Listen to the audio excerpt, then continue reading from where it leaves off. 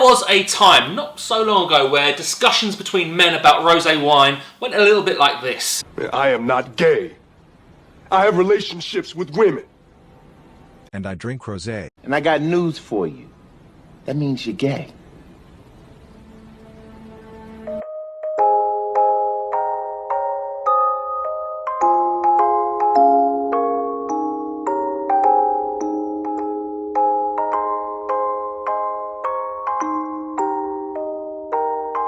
Rosé has experienced a massive surge in the last 10 years, mainly because it's a wine that doesn't really take itself too seriously. And because you can lob an ice cube in it without fear of being interrogated by the Spanish Inquisition.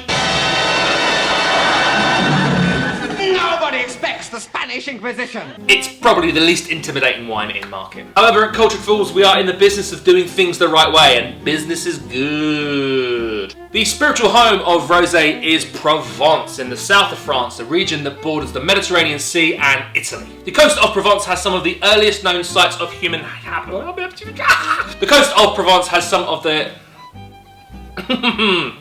I can't wait to drink you! The coast of Provence has some of the earliest known sites of human habitation in Europe, with some primitive stone tools dating back to 1 million years BCE. When the Greeks first planted vines in Provence 2,600 years ago, they were already making rosé wine. This was because winemaking techniques back in them days was completely different, and the maceration of red grapes was completely unknown. Effectively, when they crushed red grapes, they were actually drinking rosé. In other words, if Provence is the oldest wine region in France, which it is, then rosé is the oldest wine. Surprise, motherfucker. The Romans named the area Provincia Nostra, which translates into our province, because it was essentially the first Roman province outside of Italy. In this day and age, the region is predominantly known for its rosé wine. In fact, 88% of all wine produced from Provence is rosé wine. 1 in 3 bottles bought in France is rosé wine. And 9 out of 10 wine drinkers prefer rosé wine. It's a fucking big deal. There are many ways to make rosé wine, but blending red with white is a no-no in Provence. The primary grapes used for production in Provence for rosé wine are all red. Sancerre, Grenache, Cabernet Sauvignon, and there's one more. It's Syrah.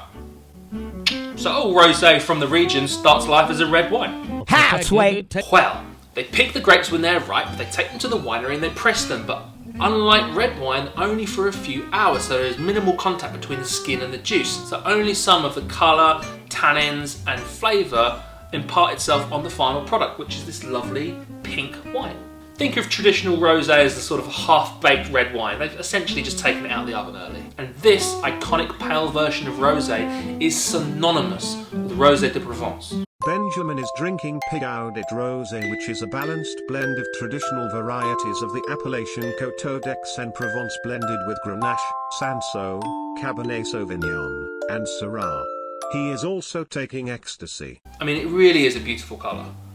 You could fall in love with that. It's very light, but you'd expect that from a rosé, right? You don't want it to be too strong and overpowering.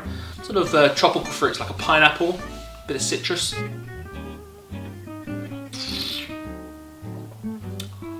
Woo! That's crisp, dry, loads of acid. But you've got the strawberry, watermelon, and that citrus comes through. I'll have some more of that. Oh, blimey, governor. That is a perler. Makes me want to hand my resignation into my job. Phone up my boss singing like Eddie Vader. Oh, my last day is Friday. That is absolutely splendid. And it can just go with anything. Chicken, turkey, salmon, tuna, duck, lobster, crab. I mean, even a rare lamb. This would be brilliant. Do you know what? This would go really well with a Greek meal. That grilled meats, salty feta, hummus, pitta. This would be the perfect accompaniment for anything sort of Mediterranean. So, I have had my first viewer correspondent in the form of an email from Chris Maynard in Shepperton of the United Kingdom. Thank you so much, Chris. I'll read it out. Dear Ben, I just wanted to email you to say thanks so much for the show. The last few weeks has been a real challenge for me, and Cultured Fools has really helped me keep my spirits up. Oh, thanks. Like so many of us, I lost my job due to the pandemic, and I've used this opportunity to follow my passions and retrain as a sommelier. Good for you, Chris, good for you. This channel is the sole inspiration for my career change. Wow. However, we are only on a single income household, and my wife accuses me of being too irresponsible. I've amassed thousands and thousands of pounds in debt following my dream, but I won't stop. It's my destiny. I look at myself in the mirror and slap myself in the face, shouting, "What would Ben do? He wouldn't quit. Keep moving forward, you dick." Last week she took the kids and moved back to her mum's, but she'll come around. She just needs time. Also, yesterday afternoon my pet Labrador, who I've had for 12 years, bit me. I took him to the vets and they advised me to put him down, but I couldn't afford the cost of the lethal injection.